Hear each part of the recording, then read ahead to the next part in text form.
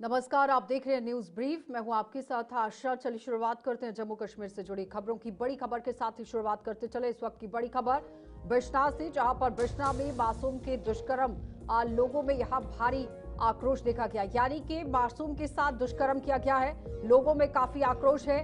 आरोपी की गिरफ्तारी के बाद सड़कों पर लोग उतर गए हैं। फांसी की सजा की मांग की जा रही है और इसी मांग को लेकर जोरदार प्रदर्शन लोगों की तरफ से किया गया है। पुलिस के सामने ही आरोपी की धुनाई कर दी गई। ये बड़ा अपडेट आप देखिए किस तरह से। और साथ ही बताते चलें कि बिश्नाह इलाके में 3.5 साल की मासूम बच्ची के साथ दुष्कर्म की घटना सामने आने के बाद इलाके में भारी आक्रोश फैल गया है और स्थानीय लोगों में गुस्सा सातवें आसमान पर नजर आ गया है। वो बड़ी संख्या में आप देखिए किस तरह से सड़कों पर पहुंचे, यानी कि लोगों की तरफ से धरना प्रदर्शन शुरू कर दिया गया है, सड़कों का घेराव कर दिया गया। तो बड़ी संख्या में आज सड़कों पर लोग उतर आए हैं। लोगों ने आरोपी के खिलाफ सख्त कार्रवाई करते हुए जोरदार प्रदर्शन कर दिया और फांसी की सजा देने की मांग कर दी। इसी बीच में गिरफ्तार किए गए आरोपी को पुलिस जब मेडिकल जांच के लिए अस्पताल लेकर पहुंची तो वहां पहले से मौजूद प्रदर्शनकारियों ने उसे घेर लिया और पुलिस के सामने ही उसकी पिटाई कर दी। हालात बिगड़ते देखकर यहां पुलिस कर्मियों ने काफी मुशक्कत के बाद आरोपी को भीड़ से छुड़ाया और सुरक्षित थाने ले गए। फिलहाल इलाके में तनाव का माहौल है और पुलिस स्थिति पर नजर बनाए हुए है। लेकिन तस्वीरें आपके सामने, जहां पर आप देख सकते हैं कि लोगों के अंदर रोष किस तरह से है। पुलिस मौके पर पहुंची है, गिरफ्तारी हुई है, उसके बाद अस्पताल के अंदर पहुंचाया गया है जांच के लिए। लेकिन उसके बावजूद भी 3 साल की बच्ची के साथ ये दुष्कर्म की घटना सामने आई है बिश्नाह के अंदर, जिसमें लोगों के अंदर काफी तरीके से रोष है और फांसी की सजा की मांग की जा रही है।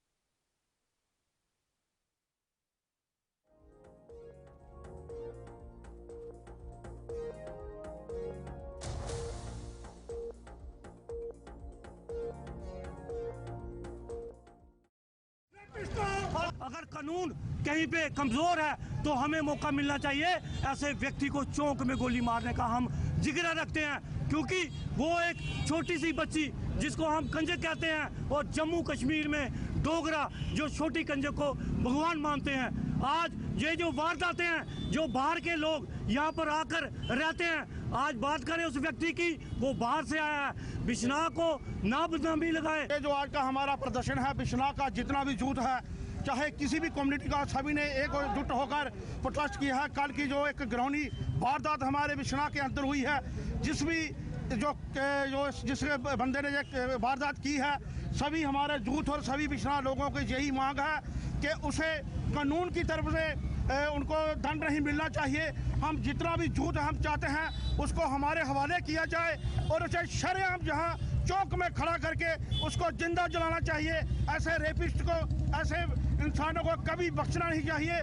तो हम एडमिनिस्ट्रेशन को भी यही कहते हैं कि जहां पे आए दिन नई नई वारदातें हो रही हैं, आज सुबह ही हमने देखा कि केसी मोड़ से दिन दहाड़े गाड़ी चोरी हो गई।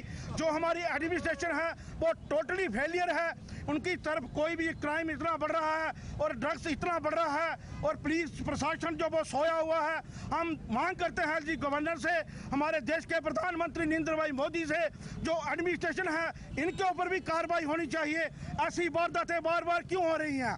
हम इसके लिए कड़ी से कड़ी इस पर निंदा करते हैं। जो की गई है, हम पूरा बिश्नाह उसके लिए आज प्रोटेस्ट कर रहा है, क्योंकि आपको पता है कि कल जो बड़ी शर्मनाक जो हरकत की गई है, और इस प्रोटेस्ट के जरिए से हम बताना चाहते हैं कि हम उस फैमिली के साथ हैं। वो फैमिली अकेली नहीं है, पूरा बिश्नाह का युवा, पूरा बिश्नाह की जनता, बच्चा बच्चा उन सब के साथ, उस फैमिली के साथ है। और तो जम्मू में all Ladakh students welfare association ने आज अपना 27वां वार्षिक दिवस हर्षोल्लास के साथ मनाया। इस अवसर पर एक भव्य सांस्कृतिक कार्यक्रम का आयोजन किया गया, जिसमें कविंद्र गुप्ता मुख्य अतिथि के रूप में शामिल हुए। कार्यक्रम के दौरान जम्मू में शिक्षा हासिल कर रहे लद्दाख के विद्यार्थियों ने रंगारंग प्रस्तुतियों के माध्यम से अपनी समृद्ध लोक संस्कृति की झलक पेश की, जिसे दर्शकों ने खूब सराहा। छात्रों ने इस दौरान छात्रावास, छात्रवृत्ति और अन्य शैक्षणिक सुविधाओं से जुड़ी हुई समस्याओं को भी उपराज्यपाल के समक्ष रखा। मुख्य अतिथि ने यह विद्यार्थियों को आश्वस्त किया है कि उनकी सभी जायज मांगों और समस्याओं का समाधान प्राथमिकता के आधार पर किया जाएगा। कार्यक्रम में बड़ी संख्या में छात्र छात्राओं और गणमान्य लोगों की उपस्थिति रही।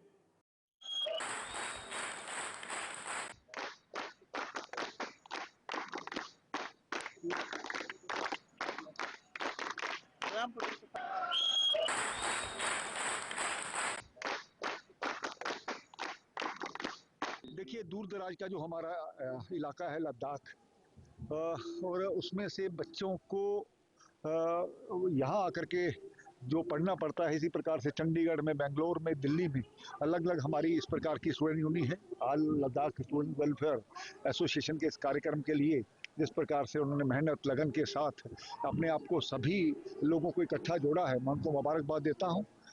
तो लद्दाख प्रशासन भी उनके वेलफेयर के लिए पूरी तरह से चिंतित है, और आज उनके जो भी कंसर्न है तो जिसके बारे में उन्होंने कहा, हम उसको पूरा करेंगे और लद्दाख को ऊंचाइयों पर लेकर के जाएंगे। आपने देखा कि लद्दाख का युवा किस प्रकार से देश की भी चिंता करता है, लद्दाख की भी चिंता है करता है, अपने भविष्य की चिंता भी करता है। उस सभी के साथ, उनके साथ हम।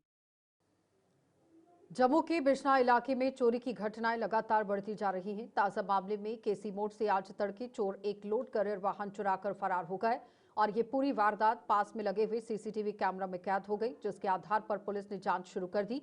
वाहन मालिक संजू कुमार के अनुसार उन्होंने रोज की तरह अपना लोड कैरियर दुकान के बाहर खड़ा किया था। सुबह करीब 4 बजे अज्ञात चोर गाड़ी को लेकर फरार होगा और साथ ही घटना का पता चलने पर उन्होंने तुरंत पुलिस को सूचना दी। पुलिस ने मामला दर्ज कर आसपास के इलाके में नाकेबंदी कर दी है और सीसीटीवी फुटेज के आधार पर चोरों की पहचान करने की कोशिश की जा रही है।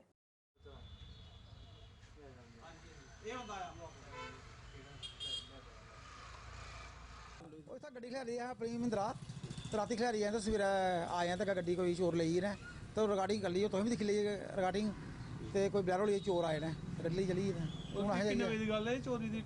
टाइम आवा कोई 4:30 बजे आवा सवेरे 4:30 बजे का। कोई नंबर गड्डी का थोड़ा साढ़े 4051 जेकरू AN 4051 हाँ दे दिया। सुरनकोट के विधायक चौधरी मोहम्मद अकरम ने ही बस स्टैंड पर 80 लाख रुपए की लागत से होने वाले विकास कार्यों की शुरुआत करवाई। इस परियोजना के तहत बस स्टैंड परिसर में टाइल वर्क कराया जाएगा, जिससे यात्रियों और आम लोगों को साफ सुथरा, सुरक्षित और सुविधाजनक वातावरण मिल पाएगा। इस अवसर पर विधायक ने कहा कि सुरनकोट क्षेत्र के विकास के लिए सरकार प्रतिबद्ध है और आधारभूत सुविधाओं को बेहतर बनाना उनकी प्राथमिकता है। उन्होंने बताया कि बस स्टैंड पर रोजाना सैकड़ों यात्री आवाजाही करते हैं और ऐसे में यहाँ आधुनिक सुविधाएं उपलब्ध कराना जरूरी है।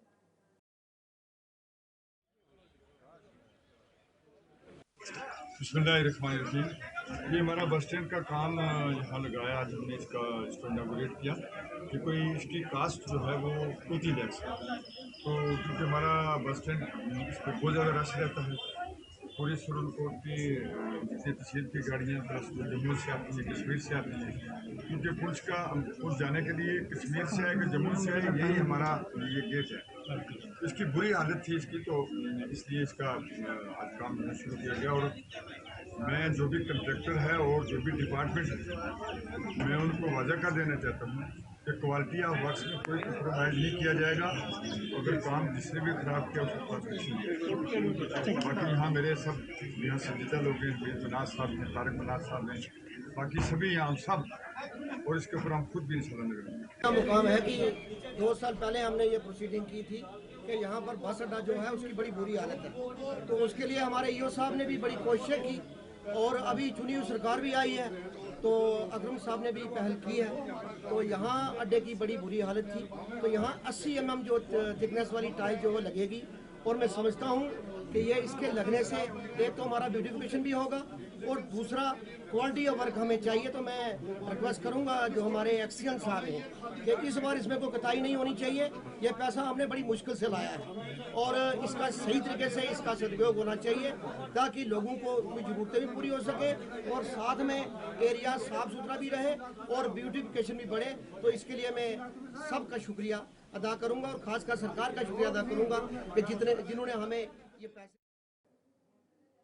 पुंछ जिले में अब किसानों का रुझान सब्जी की खेती की तरफ बढ़ रहा है। जिले के मगनार गांव में किसानों ने सब्जी की खेती शुरू कर दी है और वो सब्जी का उम्दा उत्पादन कर रहे हैं।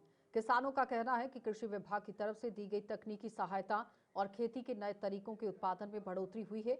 मुनाफा बढ़ने से भविष्य के लिए उनकी उम्मीदें बढ़ गई हैं। वहीं कृषि विभाग के अधिकारी भी समय समय पर किसानों की मदद के लिए आगे आते रहते हैं, जिससे उन्हें काफी फायदा होता है। अंतर पता चल जाए।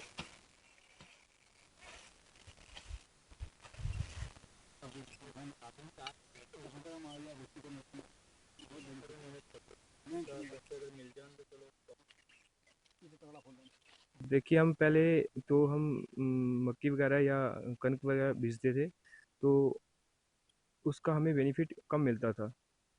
तो उसके बाद हमें एग्रीकल्चर डिपार्टमेंट से ने हमें बताया कि आप वेजिटेबल्स की तरफ अग्रसर करो, तो हमने उसके बाद वेजिटेबल लगाना शुरू किया, जिससे हमारी प्रोडक्शन अच्छी हुई वेजिटेबल की। उस वेजिटेबल की प्रोडक्शन अच्छी होने से हमें फ़ायदा मिलता है, क्योंकि हम इसको सेल करते हैं। तो HATEP के तहत हमें लोअर ग्रीन पॉलीहेज मिला है, जो कि अभी उसका सामान आ चुका है, जो कि वो अभी लगने वाला है। जैसे कि हम ओपन कल्टीवेशन करते थे, जिसका हमें बेनिफिट कम मिलता था। अब हम उसके अंदर कल्टीवेशन करेंगे, जिसका बेनिफिट मिलेगा।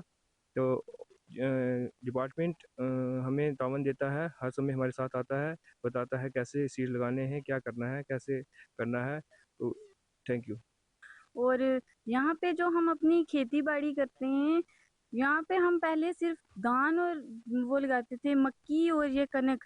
आजकल न्यू टेक्नोलॉजी की वजह से हम यहाँ पे अब हर तरह की सब्जियां लगाते हैं, जैसे खीरा, कद्दू, पालक, बंद गोभी, फूल गोभी, ऐसे सब तरह की सब्जियां जो अब हम अपने घर के आसपास अपनी खेती बाड़ी पे लगाते हैं।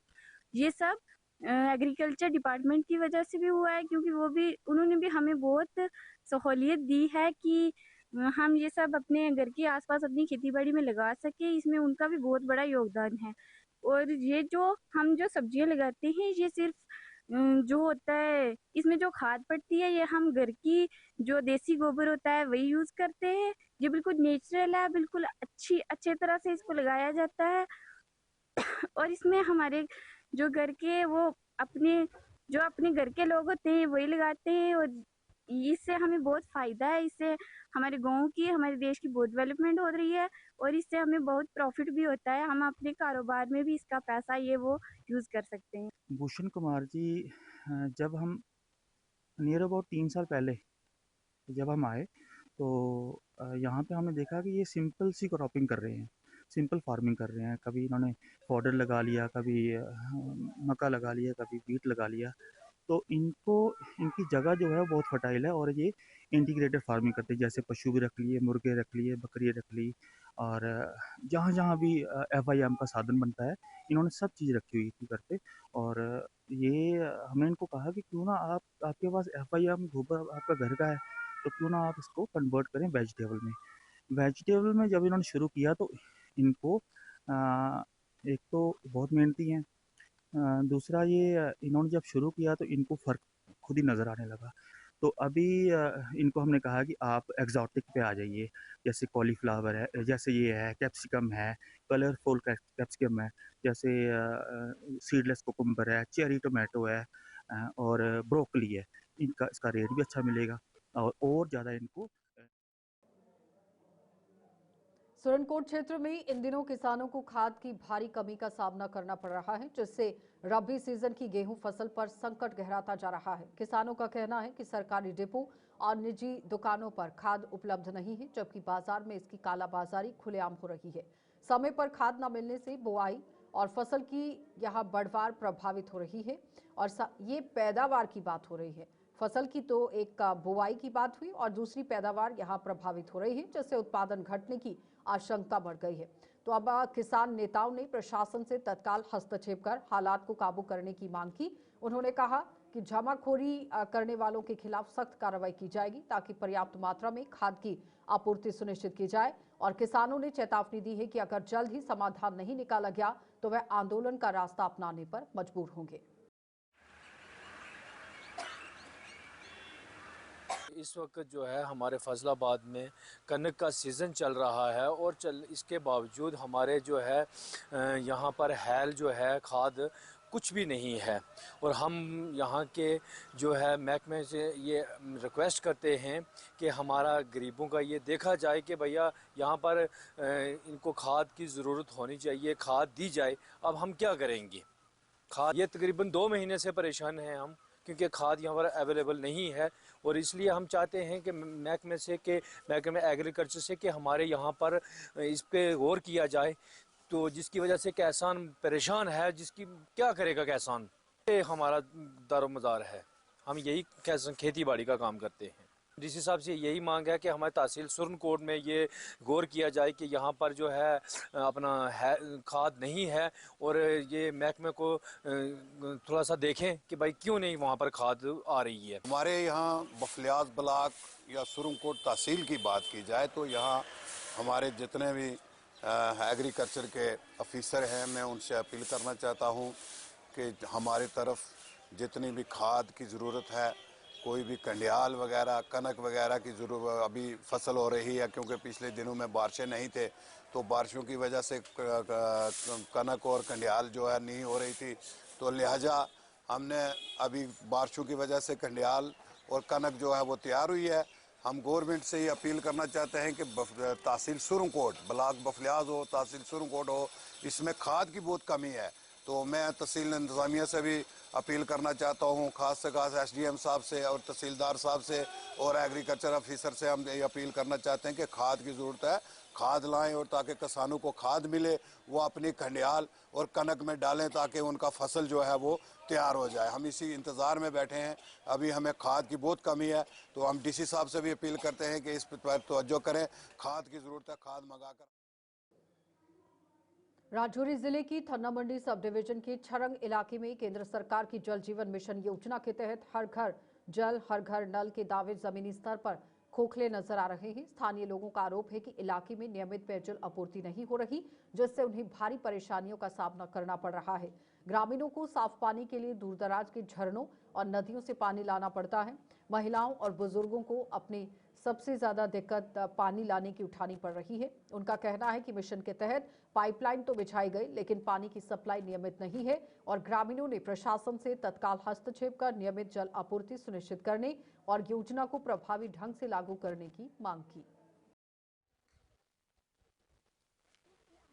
कि यहाँ हमारे घरों में सब प्लास्टिक की पाइपें लगी है और वो भी सड़ गई है। पानी हमारे वो आता ही नहीं पूरा, कभी एक इधर मोड़ घुमा लेता है, दूसरा ये राजधानी वार्ड नंबर 6 है, राजधानी B, और यहाँ हमारे ना कोई देखभाल करता है ना कुछ।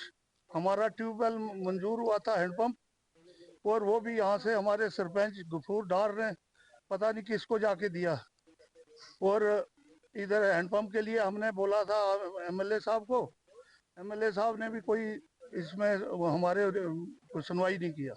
और ये हमने जो ये पाइपें लगा रखी हैं, ये खरीद के लगा रखी हैं। ऊपर बावली है एक, उस बावली से वो भी वहाँ 4-5 बंदों ने पाइपें बीच में डाल रखी हैं, जो एक इधर मोड़ लेता है, दूसरा उधर मोड़ लेता है, तीसरा उधर मोड़ लेता है। सरकार बोलती है हमने घर घर पानी दिया है, जल शक्ति विभाग वालों ने जल वालों का अभी तक तो पाइप ही नहीं लगी है, कहाँ से पानी मिला।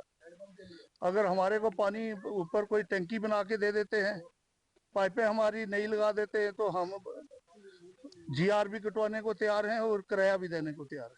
यहाँ पे ना कोई ट्यूबवेल है, ना कोई टंकी है, पाइपें जो भी है, जो लोहे की पाइपें लगी है वो टूटी है। बाकी हमने पाइपें खुद खरीद कर लगाई हुई है, वो भी सड़ गई हैं। मेरे ख्याल में आज से पहले 10-20 साल की। तो हमें पानी इतना नहीं आता। हम महकमे से ये रिक्वेस्ट करते हैं, हमारा D साहब आए, A साहब आए, J साहब आए, देखें हमारी टैंकियों में 1-2 फुट मिट्टी पड़ी हुई है, वो हमें ना टैंकी है ना कुछ है। हमें GR मांगते हैं, किस चीज़ की GR मांगते हैं? हम मिट्टी खाएं, हम गंदगी खाएं, उसकी हम GR कटवाएं। अगर मैं एक दिन बात करूंगा कि बोतल में पानी भर के ले जाऊंगा, DC साहब को पिलाऊंगा, अगर DC साहब पी गए तो हम उसी वक्त वहाँ GR कटाएंगे, बस। हम और कुछ नहीं हम कहते। देखो, सबसे पहले जो पानी है हमारा, हमने किसी चश्मे से पानी लगाया हुआ पीछे से, वो थोड़ा थोड़ा पानी था, जो गर्मियों में तो बिल्कुल हमें पानी होता ही नहीं है, तो थोड़ा थोड़ा इधर उधर करके तो पानी पीने के लिए भरते हैं, कुछ पानी आगे पीछे लाते हैं। और हमें मुलाजिम जो यहाँ के बोल रहे हैं कि GRS काटो, तो GRS का हम किस चीज़ की काटे? ना हमें कोई पानी की वहाँ सही ढंग से पानी आता, ना कुछ, ना कोई टैंक बना हुआ, ना कुछ बना हुआ। किसी की ज़मीन से हमने पाइपें लगवा के पानी लाया हुआ है। तो कम से कम हम डिपार्टमेंट से जो अपने DC साहब से उनसे हम यही रिक्वेस्ट करते हैं कि हमारे यहाँ पानी की भी दिक्कत जो दूर हो। तो कम से कम जो जीआरसी यहाँ जीआर के लिए बोल रहे हैं, जीआर हम कटवाने के बिना चारा नहीं है। मगर क्या नाम है इसका, पानी भी तो होना चाहिए। मौसम में हल्की गर्माहट आते ही लोगों ने गर्म कपड़ों का इस्तेमाल काफी हद तक कम कर दिया है, लेकिन इसका असर अब उनकी सेहत पर दिखने लगा है।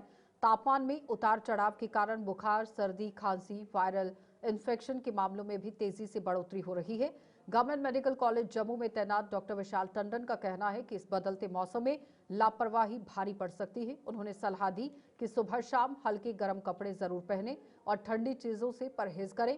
इम्यूनिटी बढ़ाने वाले खाद्य पदार्थों का सेवन करें और डॉक्टरों के अनुसार बच्चों और बुजुर्गों को विशेष सावधानी बरतनी चाहिए। समय रहते एहतियात अपनाकर ही मौसमी बीमारियों से बचाव संभव है। फॉर्चुनेटली अनफॉर्चुनेटली ये जो वायरल फीवर इस सीज़न में देखा जा रहा है, ये थोड़ा सा प्रोलॉन्ग्ड टाइम ले रहा है, ज़्यादा टाइम ले रहा है।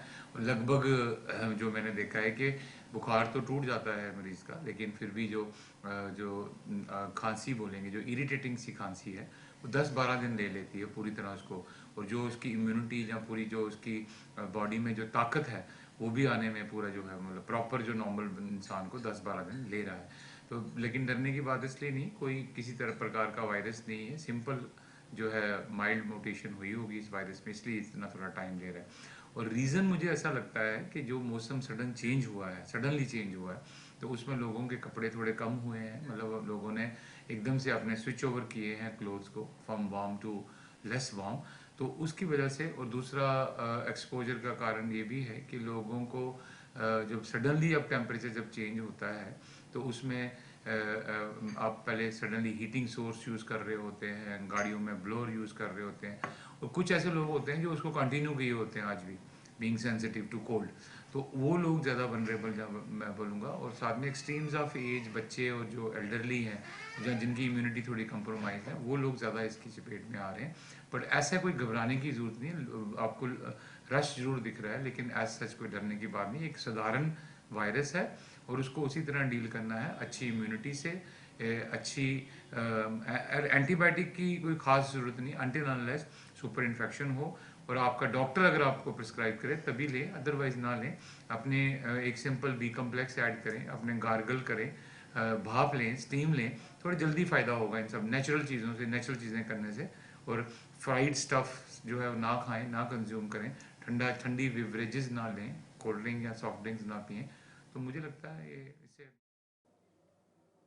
महाशिवरात्रि का पर्व आज पूरे देश में हर्षोल्लास और भक्ति भाव के साथ मनाया गया है। इस पावन अवसर पर शिव मंदिरों में श्रद्धालुओं की भारी भीड़ सुबह से ही देखने को मिली है। लोगों ने भगवान शिव की पूजा अर्चना कर परिवार की सुख समृद्धि और स्वास्थ्य की मन्नतें मांगी हैं कि स्वस्थ लोग रहें। और जम्मू संभाग के साथ साथ कश्मीर जिले में भी शिवरात्रि पर भक्ति और श्रद्धा का अनूठा संगम देखने को मिला। गांदरबल जिले के ही तुलमुला क्षेत्र स्थित पवित्र खीर भवानी मंदिर में आज महाशिवरात्रि, जिसे कश्मीरी पंडित समुदाय में हैरत के नाम से भी जाना जाता है, श्रद्धा और उत्साह के साथ मनाई गई। और देश के विभिन्न हिस्सों से आए हुए कश्मीरी पंडितों और अन्य श्रद्धालुओं ने मंदिर में पहुंचकर माता राकन्या देवी के दर्शन किए और विशेष पूजा अर्चना की।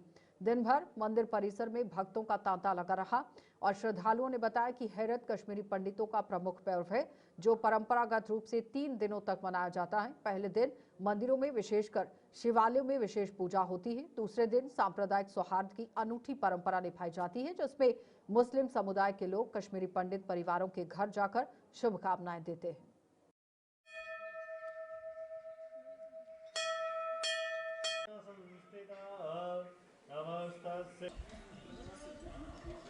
और ये जो शिवरात्रि जो है, हम जो है हेरत मनाते हैं, महाशिवरात्रि मनाते हैं जी। श्री शिव और शक्ति का मिलाप जिसे हम कहते हैं, उनकी शादी का एक समारोह होता है।